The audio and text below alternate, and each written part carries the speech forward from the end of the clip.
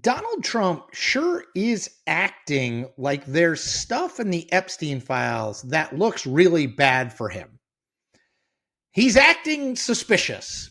And, I don't know if it goes anywhere beyond that, but I did want to talk about it because it does add to the kind of like smoke, there's fire argument related to why Trump has suddenly turned on the release of the Epstein files. So let's start with the new news first, and then I want to go into the broader history of this. So on Wednesday, Adelita Grijalva, the congresswoman from Arizona, Democrat, is sworn in after 50 days after she won in a special election in Arizona.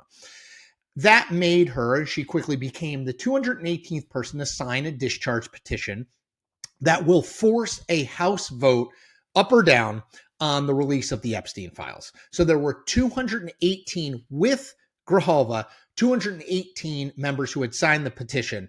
That's every Democrat and 4 Republicans. The 4 Republicans were Tom Massey of Kentucky, Lauren Boebert of Colorado, Nancy Mace of South Carolina, and Marjorie Taylor Greene of Georgia.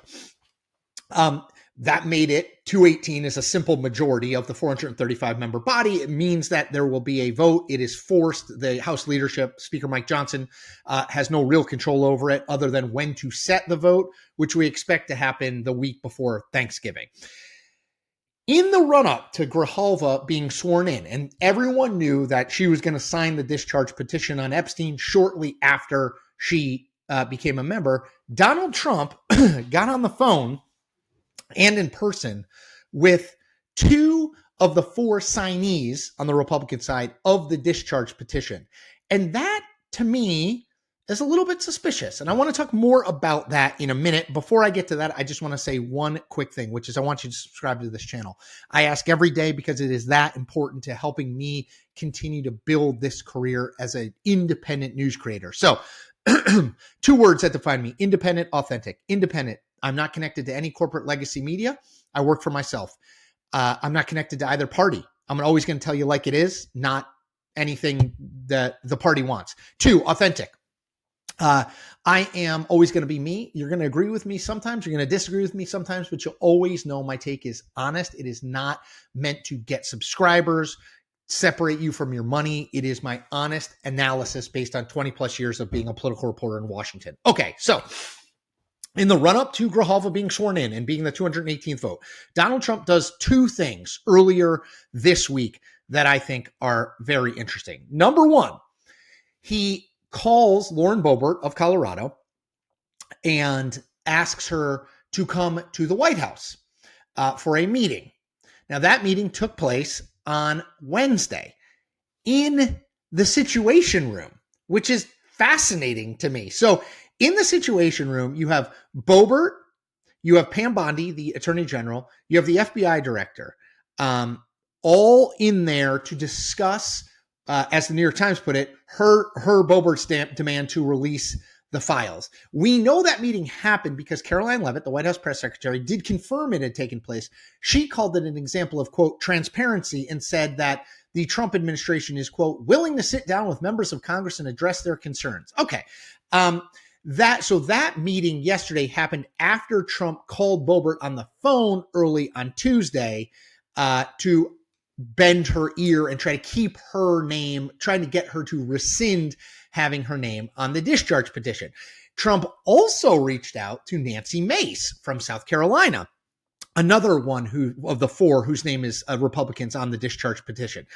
Mace and Trump exchanged phone calls, but Mace is running for governor of South Carolina in 2026. It's worth noting. The New York Times said that Mace, quote, wrote Mr. Trump a long explanation of her own history of sexual abuse and rape and why it was impossible for her to change positions, according to a person familiar with her actions. In a social media post, Mace wrote that, quote, the Epstein petition is deeply personal, end quote. Okay, so, and one other thing I want to add. Neither of those women pulled their name off the discharge petition, which is going forward, and we're going to have a vote, as I said. This line was fascinating to me. The hardball tactics did not have their desired effect. Instead, people familiar with Miss Boebert's thinking said it caused Miss Boebert to dig in and more seriously entertain the possibility of a real conspiracy at play to cover up what is in the Epstein files. Whoops. So, okay. Let's get away from Boebert and Mace and let's go bigger. Why would Donald Trump get on the phone with two members of Congress of his party and have one of them to the White House Situation Room to meet with top law enforcement officials about their support of releasing the Epstein files? Why is he that interested in it? Why does he care that much, right? He's going out of his way amid lots of other things going on, including, by the way, the government reopening, to make these calls and set up these meetings. I don't have any inside information about Donald Trump and Jeffrey Epstein. I continue to believe that Donald Trump did not engage in the sexual trafficking or sexual exploitation of young girls and women. But golly, is he acting suspicious? It's like that great scene in Parks and Recs with John Ralphio and his sister. Don't be suspicious. Don't be suspicious, right? Like when you sing and dance about being suspicious, you're kind of suspicious. When you do this kind of stuff, it suggests to me, like, what is so bad about a House vote that you are like personally trying to get these members to switch their vote? Now, let me do just a quick Epstein and Trump history. Donald Trump, when he was a candidate, said, release all the files. You know, what the Biden Justice Department and the deep state are hiding things. Okay. As did J.D. Vance, as did Pam Bondi, as did Kash Patel, as did every major figure. In February of this year, when Pam Bondi was the attorney general, she did an interview with Fox News in which she said she had the Epstein files. She was planning on releasing them in whole. And not only that, but she was looking, while she was doing the interview, at an Epstein client list. Okay. Fast forward to the summer when both Pam Bondi and Kash Patel, the FBI director, release a 1.5-page long statement that says, number one, the investigation is closed.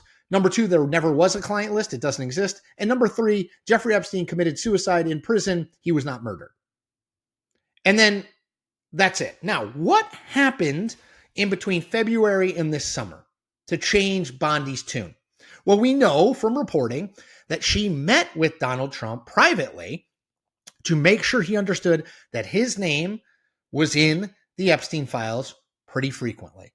Okay? We know that's been reported broadly by a number of credible outlets. So again, does that mean that Donald Trump engaged in behavior that was illegal? I don't think so. I don't think that's proof of anything.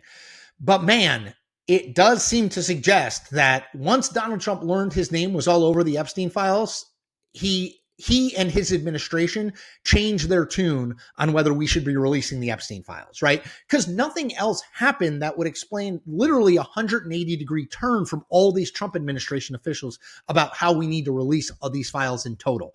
So you add that up with Donald Trump personally trying to cajole two Democratic members of Congress, two Republican members of Congress, to change their decision to sign a discharge petition and an up or down vote.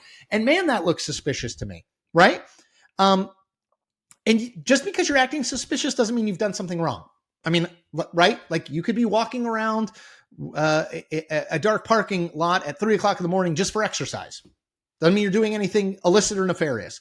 But man, most of the people walking around a dark parking lot at 3 o'clock in the morning are doing so for reasons that are not just to get exercise, right? So it's like, it's not conclusive, it's not determinative, but man, it's suggestive at a minimum.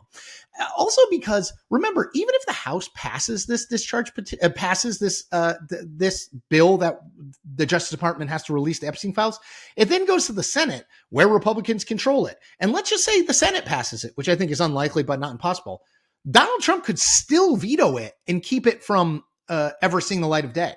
So he still has options. So it's like, why are you so worried about a House vote that probably never gets a Senate vote? But even if it doesn't pass. But even if it does pass, you can still veto. Again, it's suspicious. So again, there's not always fire when you see smoke, but oftentimes when you see smoke, there's fire. I just wanted to make that point because I was struck by Trump's willingness to call Nancy Mace, call Lauren Boebert, have Lauren Boebert in the White House Situation Room to talk about her concerns. And then neither of them changed their position. Like, why is he so interested in keeping these things from the public? I think it's worth asking. All right, that's it for me. As I said earlier, I hope you become a subscriber to this channel. Independent, authentic. Those are my North Stars. I hope you like and comment on this video. That helps me grow my following among people who aren't already subscribers. And last thing you can do is be an evangelist for me. Tell people about what I'm doing here and why you think it matters and why you think they should subscribe. Okay, everyone, take care.